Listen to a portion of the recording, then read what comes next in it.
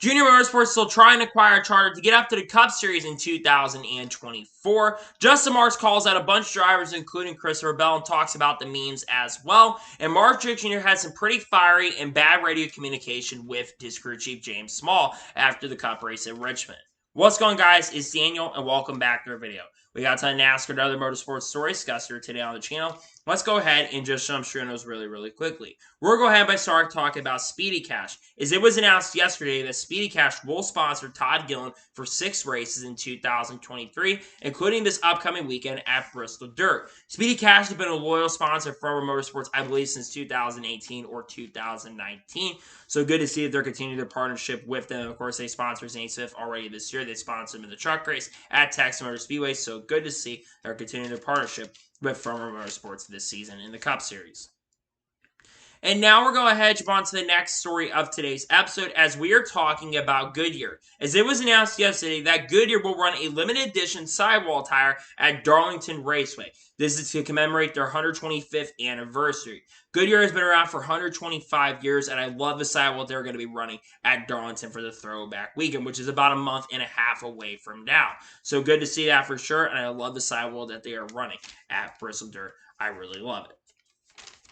And now we're going to jump on to the next story of today's episode, as we are talking about Sugarland Shines. As it was announced and reported by Adam Stern and multiple reporters today, the Sugarland Shine is reuniting with NASCAR to produce a new officially licensed Pina Colada Moonshine that cheers the sport's 75th anniversary. It's really good that we're starting to see a little more 75th anniversary stuff. I'll be honest, there's not been a lot of 75th anniversary NASCAR stuff. I thought there'd be a lot more. Of course, there's a book that's being released next month, but other than that, there's not a lot of 75th anniversary stuff. So it's really good to see one of Dale Jr.'s companies is going to be involved with that, and really good to see that they're going to be doing that. I think it's pretty awesome stuff, to be honest with you.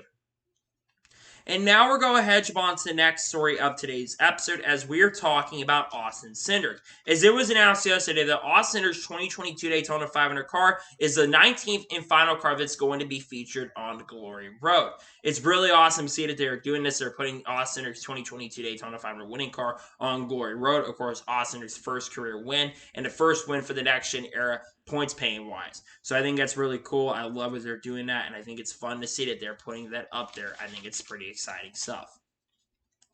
And now we're going to jump on to the next story of today's episode, as we are talking about Joseph Denowitz. As it was announced on Monday afternoon that Joseph Denowitz has been named Managing Director of NASCAR's Weekly and Touring Series. Joseph Denowitz had been part of Spire Sports and Entertainment, but that group is no longer a thing anymore, as Spire Motorsports now focuses on trying to make their Cup team a lot better, and we've seen Corey LaJoie show a lot more pace and speed out on the racetrack. But Joseph Denowitz will be managing and doing directing that with the NASCAR Weekly and Touring Series. Joseph's been in the industry for a very long time, so I think he'll do a really good job helping out the series long term, and I'm looking forward to see that he'll get the opportunity to work in that front. That's going to be pretty exciting stuff. And now we're going to jump on to the next story of today's episode, as we are talking about Chase Briscoe. It was announced on Monday afternoon that Chase Briscoe will compete in the Kyle Larson Late Model Challenge tomorrow at Volunteer Speedway.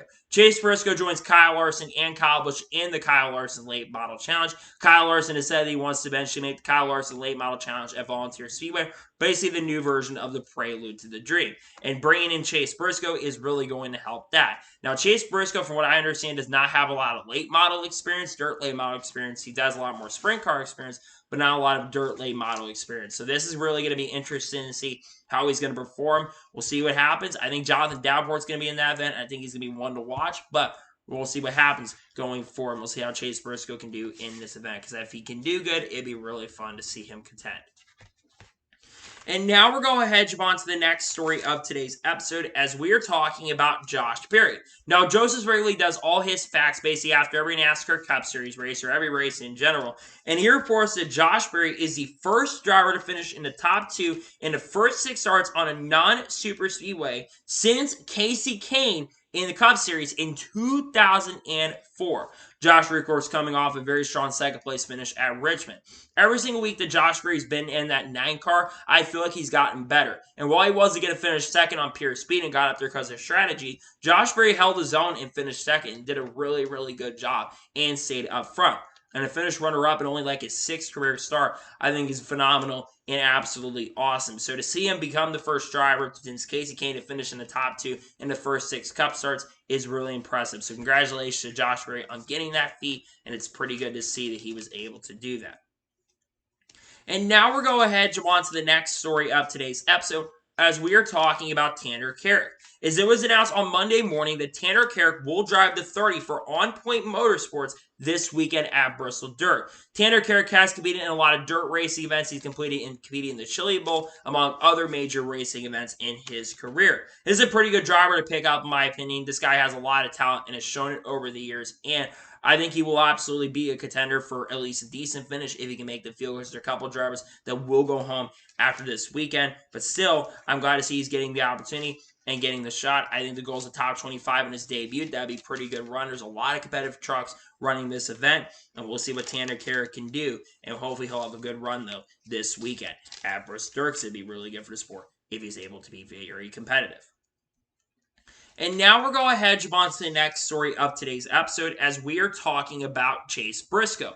As it was announced earlier today, or yesterday, that Chase Briscoe will drive the 22 for AM Racing this weekend at Bristol Dirt. Now, AM Racing has not been the most competitive team in the past, so Chase Briscoe is not joining a team that's been extremely competitive.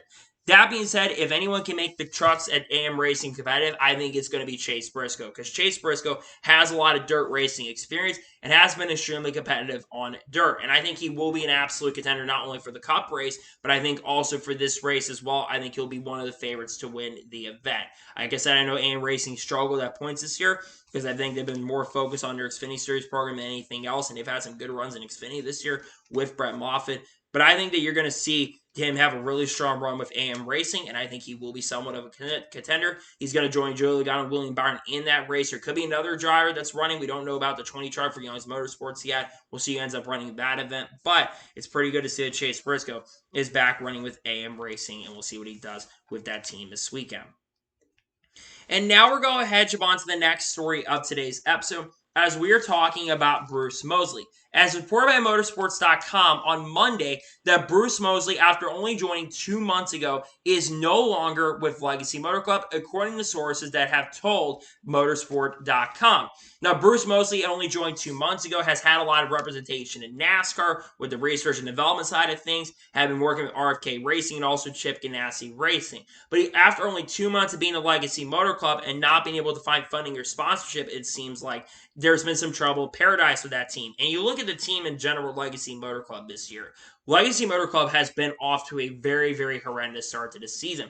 Compared to last year, Eric Jones had like 6 top 5s and like 13 top 10s. Eric Jones only scored 1 top 10 so far, and Noah Gragson has failed to score a top 10 this year and is 29th in points. That team is in a lot of trouble right now. There's a lot of work that needs to be done for that team to be competitive, and I'm really worried about the competition and really side of that team. I'm a little nervous, and it's kind of frustrating to see the struggles at Legacy Motor Club, because things need to change, and there might be some trouble paradise right now with Legacy Motor Club, and I'm a little worried about that team, but they're struggling as much as they are. Hopefully they can turn around really soon, and they can be competitive and be up front a lot more consistently, because they've been struggling so far in the 2023 season. They've been struggling, and I expected better from that team so far. Hopefully they can turn the season around pretty soon.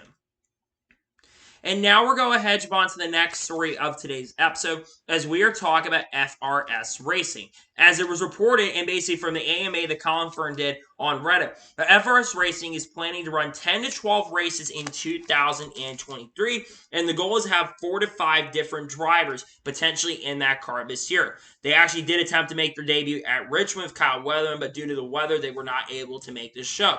We also know Max McLaughlin is going to make his NASCAR Xfinity Series debut at Watkins Glen later this season. Now, obviously, the rest of the races that FRS Racing is going to run has not been announced at this time. It won't be a Martinsville, though, because Kyle Weatherman will be in that 02 car for our Motorsports. But seeing FRS Racing coming back, of course, to run a lot of races, it's a new organization. Colin Fern's running it. He used to be a manager at Brandonville Motorsports. FRS Racing now quintessentially is what Brandonville Motorsports used to be. They're no longer a thing.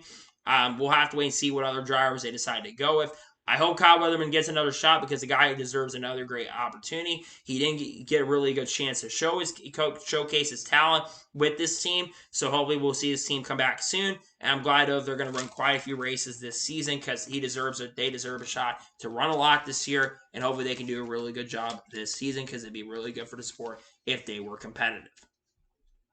And now we're going ahead, jump on to the next story of today's episode, as we are talking about Ron Capps. As it was announced yesterday that Ron Capps will join the SRX at Eldora Speedway. Ron Capps, of course, will join the list of drivers that have already been announced for the SRX, but as there's been rumors and rumors that Ron Capps has been wanting to do the SRX for a while now. He'll be the first NHRA driver to jump into a full stock car in the SRX. So it's really good to see that Ron Capps is joining the SRX. He joins a long list of drivers that will be competing in the SRX this season. This, of course, includes Haley Deegan, Brad Keselowski, Bobby Labonte. I believe Paul Tracy is back this year. Joseph Newgarden is going to be in a few races. Kyle Busch is going to be in for a couple races. Clint Bowyer, Kevin Harvick, Denny Hamlin's going to be in for one race this year. Tony Stewart, of course. He joins a long list of drivers that is going to be part of the SRX. And I think it just makes the SRX a lot more competitive. And there's not a lot of spots left available. Most of the driver signings have happened. And we're only about 2 months away from the start of the SRX season. I think it starts either in early July or late June, if I'm not mistaken. But seeing a long list of drivers that have already been announced for the SRX and seeing all these names come in, I think is really great for the sport in general. And I'm really looking forward to the SRX this season. It's going to be fun. It's going to be exciting. And seeing all the drivers that have been announced to the SRX up to this point is really exciting. And I'm looking forward to the SRX this season. And now we're going ahead, jump on to the next story of today's episode, as we are talking about Travis Pastrana. Now, Oskinetsky from Sports.com put out a really good article. We got a couple articles for him that we're going to talk about today, but the first one revolves around Travis Pastrana. And according inside the article, Jordan Bianchi says in the article that Travis Pastrana could potentially make a few more starts with 2311 this season. Now, basically, there have been rumors and rumors that Travis Pastrana had said as well that he wasn't going to make any more Cup starts here, and the only race he had planned to do was the Daytona 500. But there is potential possibility that we're going to see him drive a few more starts. Now, if Travis Pastrana does make more starts this year, what team would he run for? Like I said, 2311 Racing, and the number would be 67, which is the number that Kurt Busch will run if Kurt Busch eventually gets medically cleared. Now, Travis Pastrana did have a very solid debut, finished, I think, 13th or 14th. Granted, he basically survived a lot of the wrecks, but you got to do that if you're going to be a contender at Daytona International Speedway and be up front to survive, because you got to survive the carnage. And if you can do that, you've got a shot to run and be very, very competitive. But I look at this and see Travis Pastrana, what races could he run? I'd have to imagine the super speedways like at Talladega, and maybe the Coast 600 could be a potential shot and a potential possibility where we could see Travis Pastrana come into play. I would love for him to get a shot and an opportunity, but I would also love to see other drivers get a shot and opportunity at the 2311 Racing ride. Hell, get Carl Edwards out of retirement, because I know that he was rumored at one point to drive for 2311 Racing this year. That would be a crazy opportunity if he came out of retirement. That was one of the things that got rumored at the point, but eventually became Travis Pastrana, who became the driver. It's going to be interesting to see what happens, though, going forward. In regards to that, who gets chosen, we'll see what happens if Travis comes back and runs, though, but it sounds like he's potentially going to have a shot to run with this team really, really soon. So we'll see what happens in the foreseeable future. And now we're going ahead, jump on to the next story of today's episode, as we're going to talk about the 2023 All-Star Race format. As it was reported by multiple reporters, including Sabin Speedway and Peter Strada, that tomorrow night around 5:45 Central Standard Time, 6:45 p.m. Eastern Standard Time, that the 2023 All-Star Race format is going to be announced. Now, obviously, the All-Star Race format is going to be potentially different this year. Dale Jr. and Marcus Smith are going to be part of that announcement as well. Now, what's going to be announced? Well, like I said, it's going to be the All-Star Race format. And, of course, we're going to be racing in North Wilkesboro this year, and we're about a month away from the All-Star Race up to this point. Kevin Harvick is going to run a commemorative scheme, which is, I think, going to be really cool. He's going to run a number 29 in that event. I wonder if we'll see any more commemorative schemes there or throwback schemes, which I'm a little surprised we've seen a lack of throwbacks this year, so hopefully those get announced very, very soon. But that's one thing to watch tomorrow, and I think that format is something that we're going to have to wait and see. I hope it's better than what we saw at Texas, because I think the Texas format was decent, but again, the track was not very good for Cup cars. I think it's proof that right now I think IndyCar is a better series, because their race in Texas was pretty good.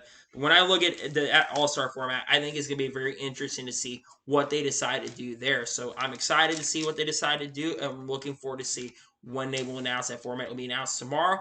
I'm looking forward to seeing what the format is going to look like for that event. I'm excited, and I'm looking forward to see what happens with the format.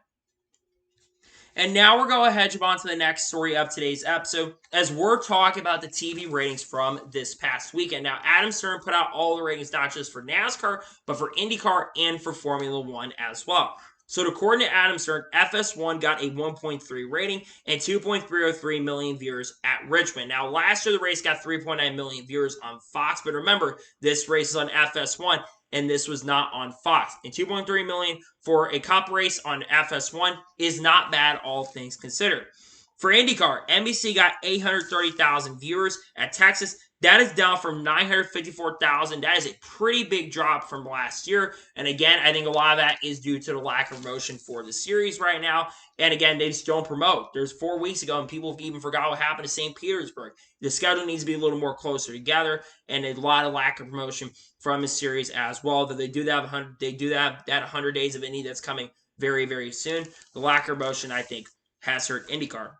And finally, for Formula One, ESPN got 556,000 viewers for F1 in Australia.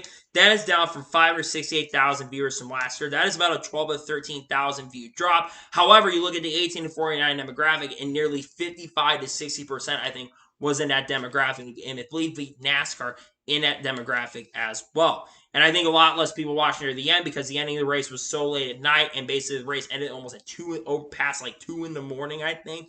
And it really was just a frustrating ending for a lot of people who were fans of Formula One.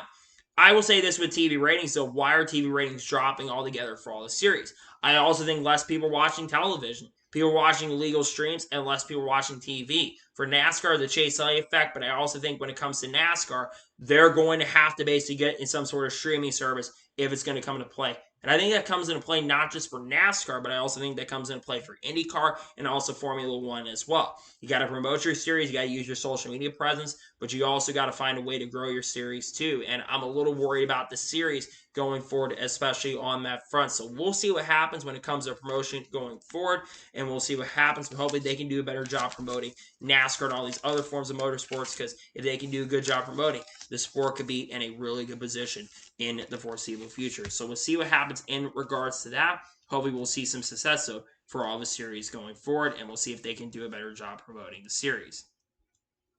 And now we're going ahead and jump on to the next story of today's episode as we're talking about the Hendrick appeal. Now, Elton Story went on Sirius 7 NASCAR Radio yesterday to speak on the Hendrick Motorsports appeal, and he wasn't really happy speaking about it. He basically says that it was crystal clear with all the teams to not touch the cars, and said that everyone agreed with that, but he also said he's a little surprised that he's a little bit frustrated, I think, as well, with how the appeals panel handled it. Now, obviously, a lot of people want to talk about the Hendrick appeal and basically say, well, basically Hendrick Motorsports and the NASCAR are working together. That's not the case whatsoever. People need to understand that the appeals board is an independent appeals panel made up of different people in the appeal, which is going to be the same thing with the call appeal, which is going to be later today. But the NMPA, the National Motorsports Appeal Panel, is basically much different than the NASCAR board. NASCAR and the NMPA are separate. It's independent appeals panel with the NMPA. So NASCAR, they're not happy with it. So I don't want people saying it's complete favoritism with Hendrick Motorsports. Well, I will say the NASCAR, not only people saying the NASCAR things, because they were disappointed with the decision that the National Motorsports Appeal Panel made. They're frustrated with it and disappointed with it. And they said that they wanted basically the penalty upheld. And it's weird to me that basically the points got handed back to Hendrick Motorsports for all 4 drivers, with the 3 main drivers being Kyle Larson, Alex Bowman, and William Byron. But the crew chief suspensions and the fines ended up staying. That's just a little bit weird and a little awkward to me that basically said the other penalty did not stay. I find that a little bit weird, and I find that also a little bit interesting at the same time as well. So I understand NASCAR's frustration there. I can't blame them for being upset with that situation. And honestly, I'm a little surprised that they end up kind of winning their appeal. Again, I think it should have been one or the other. You either keep the appeal penalty altogether, or you get rid of the whole penalty together and let the crew chief suspensions stop. The fines basically come back and the money comes back to the teams. But interestingly, they kind of agreed, and they still basically gave them their points back. And that's the most important part of the rules, because you're not supposed to touch these cars. You're not supposed to modify them, and you're not supposed to touch them. So I'm a little shocked and surprised they kind of got a little bit their penalty back as well. And I think a lot of fans are frustrated as well. We'll see what happens later today with the call penalties because those are coming in a couple hours as well. Their appeal is happening as we speak currently at the moment, and it's one thing to watch here later today. Keep your eyes on that because it's one story we're going to be watching as we get farther down the road today. And now we're going ahead to jump on to the next story of today's episode as we are talking about Denny Hamlin. Now, if you watched the NASCAR Cup Series race at Richmond Raceway, you saw the contact between Denny Hamlin and J.J. Yeley coming in the early portion of the race. So Denny Hamlin, around lap 30-32, after the first pit stops of the race, Denny Hamlin basically got a speeding penalty and dropped to the back. Now, basically, Denny Hamlin, about 30-32 laps in the race, he gets in the back of J.J. Yeley after he got squeezed and turns J.J. Yeley back up the outside wall, and J.J. Yeley gets a ton of damage. J.J. Yeley, after the race, was very unhappy with Denny Hamlin and said for a guy that basically called out a lot of drivers for basically having a lack of respect on the racetrack, he sure did not show any respect on the racetrack there, which made a lot of people not very happy with Denny Hamlin and called Denny Hamlin a hypocrite. Now, Denny Hamlin went on his podcast yesterday, or 2 days ago for that matter, and he actually apologized to J.J. Yeley. He said that he had no intention of getting into J.J. Yeley and causing a caution. He said it was not on purpose. Basically said that he basically made a misjudgment and made a complete mistake. Now, Denny Hamlin, I think we all know that Denny Hamlin did that on purpose. I think Denny Hamlin completely did it on purpose, and I think there was intention. I think Denny Hamlin was, one, wanting a caution to get a little bit closer to the front because he was in the back of the pack, but also, two, I do believe that Denny Hamlin wanted a caution, basically, to get back, like I said, back up front, but I think he also did it on purpose, like I said, to get a caution so he can get closer front, but also was pissed off at J.J. Yeley for squeezing him. And for a guy that showed a lot of frustration there, for a guy that, would call out a lot of drivers, he sure as hell didn't show any respect out on the racetrack. But anyway, I also think Denny Hamlin, he isn't going to admit because he's learning from it. And remember, Denny Hamlin has his appeal tomorrow. He's got his appeal base to get his points potentially back. And if Denny Hamlin admits that he wrecks J.J. Yeley on purpose, he potentially is going to end up losing his appeal. So he's trying to basically say, you know what? I'm not going to accept it that I did it intentionally. I'm going to say it was an accident. I didn't mean to wreck him. And again, I think Denny Hamlin's being smart here in some essence, but I think we all know that truthfully, that Denny Hamlin intentionally wrecked J.J. Yeley. I think he personally did. I think that it was intentional. I know some people are going to say, well, you're just saying that, but I do believe that Denny Hamlin had some intention of wrecking J.J. Yeley to get back up front, but also intentionally wrecked him to get a yellow. We saw Ryan Blaney too. He intentionally wrecked Josh Berry, but guess who had the better day? Josh Berry, he finished second. Meanwhile, Ryan Blaney finished like 20th or 21st in the race. A struggling day for Ryan Blaney nonetheless. But still, though, just nonetheless is very interesting to see this. And overall, it's good to see Denny Hamlin at least apologize to J.J. Yeley. He plans to reach out to the team. Maybe they buys him a car. Maybe he gives them a 2311 racing car. We'll see what happens, though, going forward in the foreseeable future. Now we're going ahead and jump on to the next story of today's episode as we're talking about Martin Truex Jr. Now, after the NASCAR Cup Series race at Richmond, a lot of audio surfaced after the Cup Series race about some communication between crew chief James Small and Martin Truex Jr. And there was some pretty angry radio communication between both of them. Martin Truex Jr. basically asked what happened near the end of the race, and James Small, his crew chief, told him that they didn't even tell him that they put scuff tires on Martin Truex Jr.'s car. And Martin Truex Jr. is wondering why he did not tell him they didn't put scuff tires on. Was wondering, it's like, well, he said we were screwed anyway, so there's no point in telling Martin Truex Jr. I'm going to be honest here. Why would the crew chief not tell his driver that he had 6-lap scuff tires on? Considering Richmond is a racetrack historically where if you have older tires on, you're going to fall through the pack. And with the lower downforce package that they're using, the really low downforce package, you're going to lose a lot of time with how fast the tires fall off, especially nowadays with the lower downforce package. My frustration in here is why would you not tell the driver, why would the crew chief not tell the driver that you had scuffed tires on? Because that's why Martin Truex Jr. fell through the pack, because they screwed him on the strategy. They should have at least told him that they had 6-lap scuffed tires on. That's frustrating, and I think it's completely ridiculous that James Small couldn't tell him. And that was what gets me worried about Martin Truex Jr. From what I hear, Martin Truex Jr. and James Small have had spats in the past on the radio and have been frustrated with each other in the past.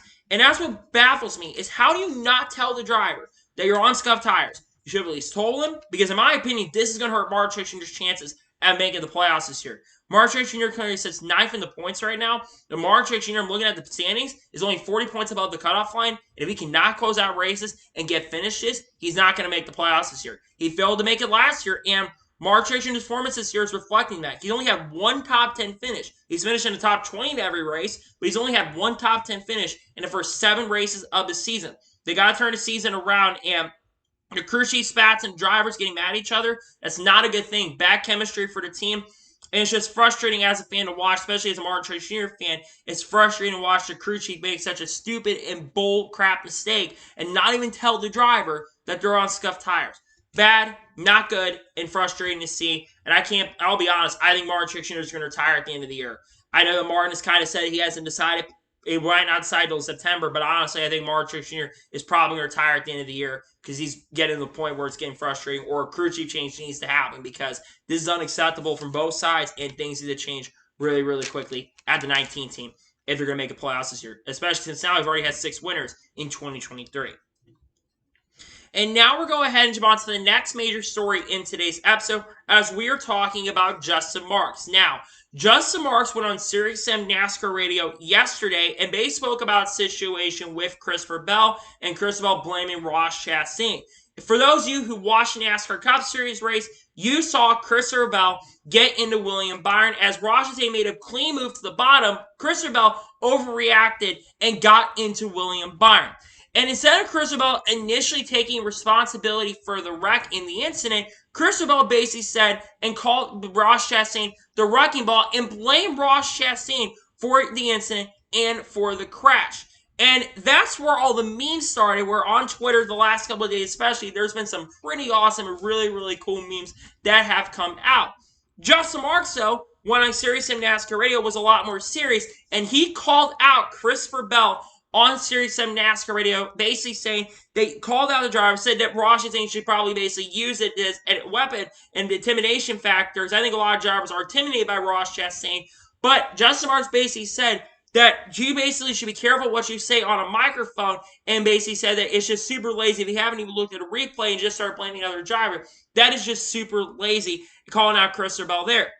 And I completely agree with Justin Marks. You cannot simply blame somebody just because you haven't watched a replay. If you haven't watched a replay at the point and you call out a driver, that's just super lazy. And the drivers have done that in the past. But it seems like because of Ross Chastain and how he is, and Ross Chastain has earned a reputation over the years for being a really aggressive driver. Kyle Busch called out Ross Chastain at Circuit America, saying nobody knows clean over there. At that time, Ross Chastain was a little justified after what he did at COTA.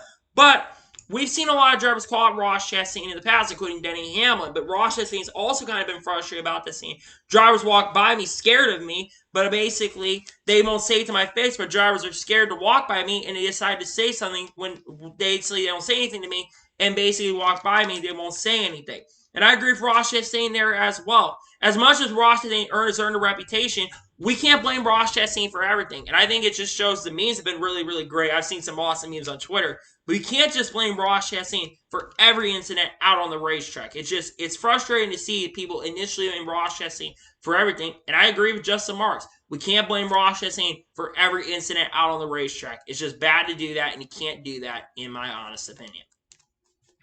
And now we're going ahead and jump on to the first of 2 major stories in today's episode as we're talking about Jenson Button. Now, this got reported this morning, not too long ago, about 15 to 20 minutes ago, but Adam Stern reported that Jenson Button is so enthused by his recent adventures in NASCAR that he is seriously looking at trying to become a full-time NASCAR driver in the future, on ovals as well as road courses. This is an Adam Stern bomb, and one that completely surprised me and shocks me. So, Jenson Button, of course, made his NASCAR Cup Series debut, his NASCAR debut at General at Circuit of the Americas. And it's a little surprising that he's interested in going full-time in NASCAR, considering he had some interesting comments after the race at Circuit Americas. But Jenson Button is, of course, a Formula 1 champion back in 2009 when he won with Braun GP. And he'll make a couple more starts in the NASCAR Cup Series this year with Rick Ware Racing. He actually got an 18th place finish in his debut, which is pretty impressive, all things considered. And did have some damage, but did survive the carnage and was the best finishing driver from the drivers who came from the open wheel side or the road course side of things, from GT and all that kind of stuff. But Jenson Button, it's interesting to me because I'm actually really surprised by this, but this is really, really fun. If Jenson Button decides to go full time in NASCAR, it'd be really, really great for the sport because we can get some people from the Formula One side coming over and watching the sport, and it can grow the sport in general. Now, if Jenson Button does decide to go full time in NASCAR, what team would he run for? Now, there's a couple options that he'd go with. He'd go to Stewart-Haas Racing next year and drive the 4 car or one of the Stewart-Haas Racing cars next year. And people think I'm crazy for saying that, but think about this with Stewart-Haas Racing. There could be not one but 2 potential spots available. And Jenson Button brings one thing: sponsorship and funding. Mobil One is sponsoring Jenson Button right now, and he's had a long-term commitment with Mobil One really since the beginning of his career. So that would be a company that would be willing to sponsor Jenson Button if he went over to Stewart-Haas Racing. So that could be a potential shout and could be a potential possibility. Another team could be Rick Ware Racing. We know the 15 car. We don't know what the plans are past this year for the 15 car for Rick Ware Racing, but I have to imagine with the Stewart-Haas Racing partnership, that could be a potential possibility with Mobil One. And with Kevin Harvick Corporate, I think maybe behind that as well, we could see Mobil One be a potential partner for him to go full-time with Rick Ware Racing. Another team that we could see Jenson Button run for maybe is Trackhouse Racing in a third full-time car. We know that Jenson Button has expressed interest in wanting to run more races, and Project One could be a potential shot to run full-time with that team. We know that they could run a third car. Trackhouse probably would love to have a third charter, so that could be a potential shot. What about an oddball? What about 2311 Racing? 2311 Racing wants to run 3 full-time cars next year. That could be a potential shot and a potential possibility as well for them to run. It would be very interesting to see. Now, do I think Jenson Button is going to run full-time next year? I don't know, but the fact that he's interested in doing it tells me that I think he wants to go full-time next year. I think he loves racing in NASCAR. He loves it, and he really expresses it. Plus, he's been driving the Garage 56 entry, and he's getting a lot better. He's probably going to run better at the next 2 races that he runs on there. But, of course, he would have to test an oval. He has to, I think, get approved a license to run on an oval track. He would have to do some testing, and he does have experience now with the next-gen car, but he have to do some oval testing in order to be approved to run the next-gen car at every type of track, which I think most certainly he would basically go out and do it and try to do that. But the fact that Jenson Button is interested in running full-time in NASCAR is really, really awesome to see, and it just shows that a lot of drivers have shown interest. We've seen drivers come out of retirement not too long ago and get a shout and an opportunity, and I love the fact that Jenson Button is wanting to run full-time in NASCAR. I think it is great for the sport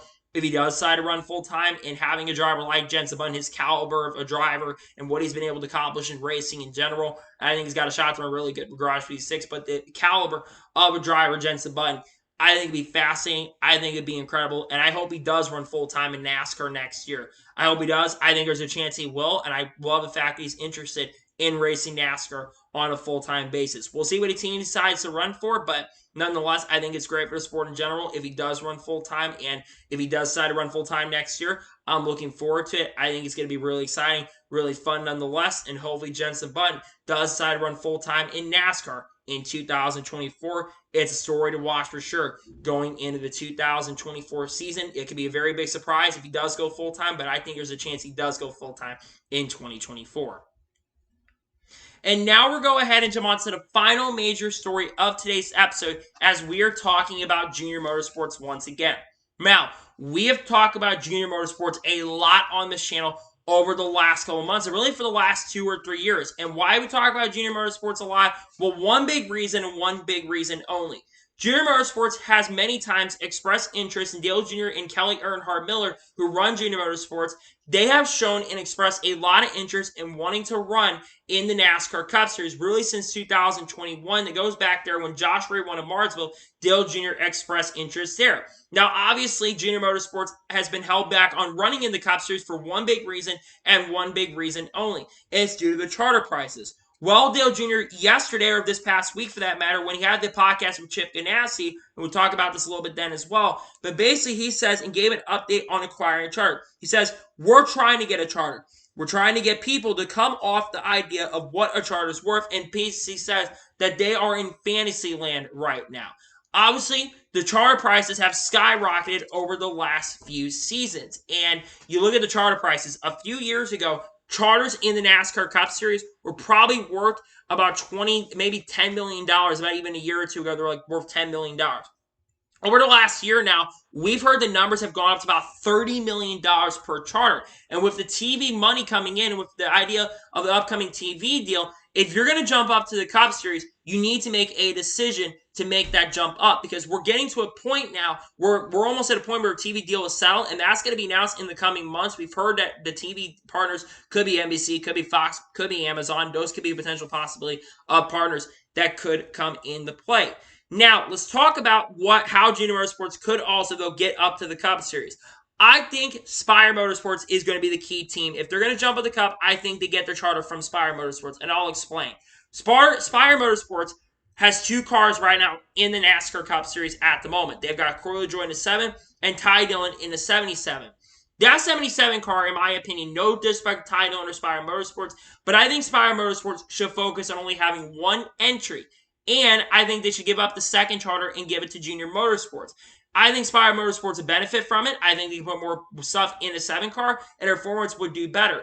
That 77 car has been useless. But I also get this. Spire Motorsports and Junior Motorsports have a partnership in the NASCAR Xfinity Series this year. Spire Motorsports making Xfinity Series starts this year. Kevin Bowie-Mania is going to play a factor with that team.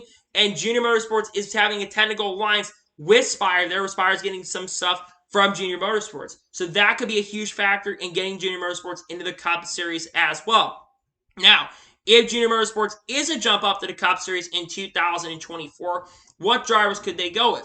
Obviously, you have Josh Berry. I know Dale Jr. has expressed that he doesn't want to put Josh Berry in the card when they start up the team, but if you're looking at a driver to start your team up with, Josh Berry would be a great driver to go with. Josh Berry is someone that I think a lot of teams are looking at right now as a potential driver for Cup next year, including probably Stewart-Haas Racing, who is going to potentially be needing a few drivers for 2024, because they're going to be still needing 4 cars, because Ford is under contract where they have to have 4 charters going forward. But obviously, we look at this, and Josh Berry would be a great driver to start off your team with. If not, what other drivers could go with? You've got Brandon Jones, who brings sponsorship running from Menards. He has struggled, of course, with Junior Motorsports this year at Richmond. They've just not had a good year so far with that 19. But Junior Motorsports and Brandon Jones, he's got sponsorship Menards. So that could be a shout, though he could be an Xfinity lifer. You've got Sam Mayer. Sam Mayer is a young driver who's shown some improvement, and I think that he wants to go Cup racing in the future. And then you also got Justin Allgaier, who could be a potential driver they can go with as well, who has Cup Series experience as well, and has Cup aspirations and expressed them in the past. But let's talk about outside people that can come into play. What about Mark Truex Jr.? You know, Mark Truex Jr. started with Dale Earnhardt Incorporated and Chance 2 Motorsports, which was ran by Dale Jr. back in the early 2000s. Mark Truex Jr. could be a potential driver they go with if he leaves Joe Gibbs Racing. If he decides to start finish his career with Junior Motorsport, that'd be a great driver to start off. What about Eric Jones? I talk about this a little bit, but Legacy Motor Club, they've been struggling this year. Dale Jr. brings in Eric Jones, and Eric Jones could really start the year off with a really good team. And then think about Noah Gragson, too. Noah Gragson has a multi-year deal from what I understand with Legacy Motor Club, but Noah Gragson will be a pretty solid driver to go with. And he drove for Junior Motorsports for a long time, so that could be a driver they go with as well. I'll throw some other outside factors. Matt DiBenedetto. That's a guy I think is a little bit of a sleeper here. I think Matt DiBenedetto is a better driver than people give credit for, and I think he would be a great driver to go for Junior Motorsports to start up with, and I think he'd be able to give Junior Motorsports some really strong runs. I know he struggled with points this year for Brackley War Racing, but as Bob, it's been mechanical problems and electric gremlins that have affected him this year with that organization. And I'll throw out a really wild card possibly, Carl Edwards. If Carl Edwards ever decides to come out of retirement, maybe Carl Edwards could be a great shout and a great possibility. Regardless of who they decide to go with, though, it's all going to depend on if they can acquire a charter. But we're getting to a point now where they have to make a decision if they're going to go after a charter or not. We're in early April, and I think if they're going to decide to jump up the Cup next year, they have to decide by June or July. But I'm going to say this. I think Junior Motorsports will jump up the Cup next year. I think they'll get a charter. I think they'll have a rotation of drivers potentially, or one full-time driver, and I think they'll find a way to get drivers potentially in that car. So we'll see what Junior Motorsports does decide to do at the end of this year, but I do personally believe they're going to see Junior Motorsports make the jump up the Cup in 2024. So that is for today's NASCAR news and motorsports news video. I want to thank you guys for watching. Please like, subscribe to the channel, notifications on so you know if I win a video does go live on my channel. Follow me on Twitter, Facebook, and Instagram, and support me on Patreon as well. Links description below that, and comment your thoughts below on today's video. Do you think Junior Motorsports jumps up to the Cup Series in 2024 or not? Let me know your thoughts in the comments below. And do you think Jenson will go full-time in NASCAR in 2024? Let me know your thoughts in the comments below. Later today, I shall have another video on the channel discussing the Justin Haley Kaulig appeal. Whenever that does get announced, it will be on the channel. And then on Thursday, we'll have race picks on the channel, of course, for the Cup race at Bristol Dirt. Then Friday, we'll have another NASCAR video on the news video on the channel. And then Saturday, we'll have the Truck Series race review from Bristol Dirt. And then the Cup review from Bristol Dirt will happen on Sunday. I don't know if there will be a starting lineup video this weekend or not. You'll just have to find out. So anyways, like I said, I want to thank you guys for watching today's episode, and I'll see you guys next time for some more great, awesome NASCAR content and other motorsports content on the channel like this. Take care, everybody.